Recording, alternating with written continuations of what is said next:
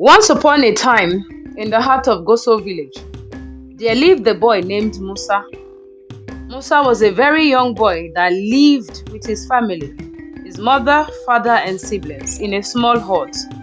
Though they were very poor, but they lived a happy life. As Musa and his siblings grew, one day tragedy struck, not just on Musa and his family, but to the entire village of Goso.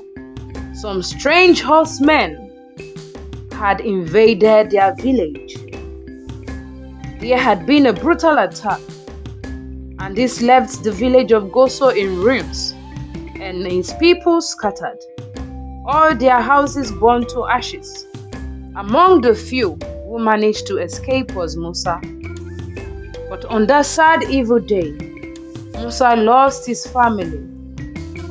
He lost his father, mother, and siblings, not knowing if they had perished or they too had run to safety. Exhausted and starving as they ran, the few of them that managed to survive the attack. Musa ran for weeks,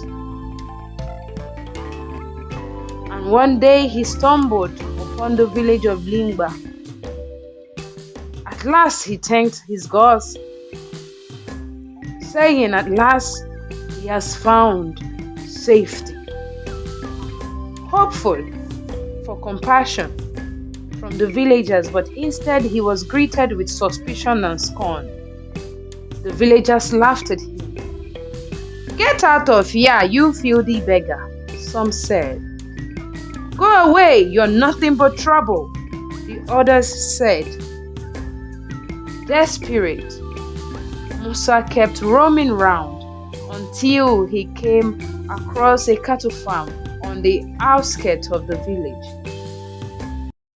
He mustered his courage and approached the farmer. "Please, sir, let me work here. I need food. I need a place to stay. I have nowhere to go. Please, I beg you, help me, sir," Musa said to the farmer. "I have no food for you. You can sleep in the barn with the cattle and eat their grass if you so want," the farmer said to Musa. Musa accepted these harsh terms. He slept on straw with barely nothing to eat, living like the cattle he tended for. One day, while working in the field, Musa noticed a glowing object. Curious, he drew nearer, and he found out that it's an old, ornate lantern.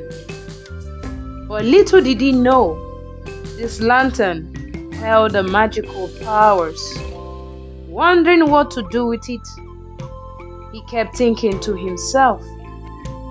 Musa soon fell asleep and had a dream about the lantern. "What are you?" Musa asked the lantern. "I am just a magical lantern. I can do so many things. I can heal the sick. I can even help a wretched, broken man into a wealthy man."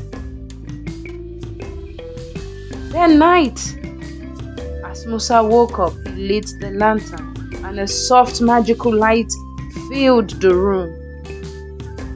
He felt a strange power within it. And one day, Musa helped a woman whose child was very sick, and the woman's child became healed when they came around the magical lantern. The woman was so happy and they thanked Musa. And as she left, she went to tell the other villagers. Slowly, word started spreading very quickly too. And soon, people from near and far came to Musa for healing. His reputation grew, and the once despised boy became a beacon of hope, not just to the Lingba people, but to the neighboring villages. Because as the news spread all across the neighboring villages and towns, people started reverencing him like a small village god. He became so famous, but Musa remained kind, humble, and compassionate. And the people from all over these villages, including the people of Lingba, they loved him.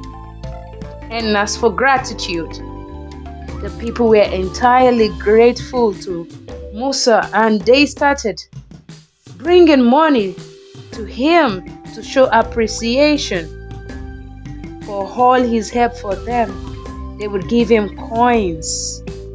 Some would bring him foodstuffs. And with this money, the coins he got from the villagers that were grateful, Musa was able to rent a small hut in Lingba village. He no longer was sleeping with the cows. His life slowly began to improve. One beautiful sunny day, as Musa was working through the market, Musa's eyes were drawn to a figure with bright green eyes that immediately captivated him. It was a beautiful maiden named Aisha. Not just any regular maiden he had ever seen before, but there was something special, something spectacular about this particular maiden that drew Musa's attention. "Hello, my name is Musa. You are so beautiful. More beautiful than anyone I have ever seen in my life. I have never seen you here before. Are you from this village? What is your name?" All this Musa was saying to the beautiful Aisha. "You don't know me. I am just visiting," Aisha answered.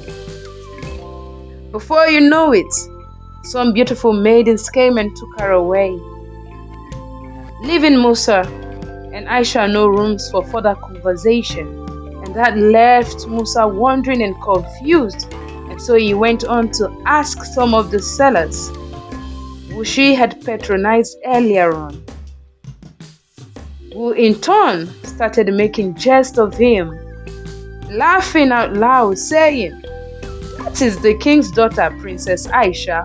Of course, she is out of your league, Musa. Go find someone else.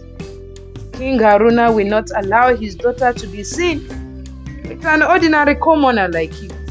Or do you want to be locked up in the dungeon?"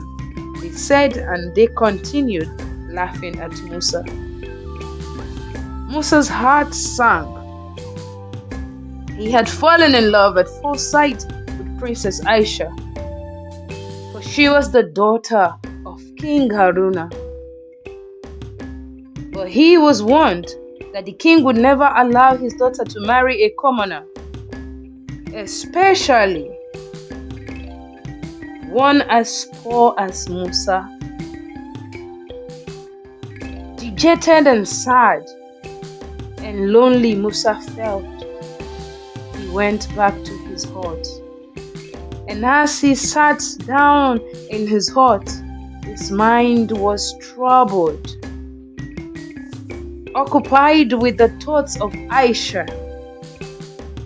For he soon realized that despite this newfound success and fame, the words of the villagers echoing through his mind had pierced him deeply, and he felt wounded.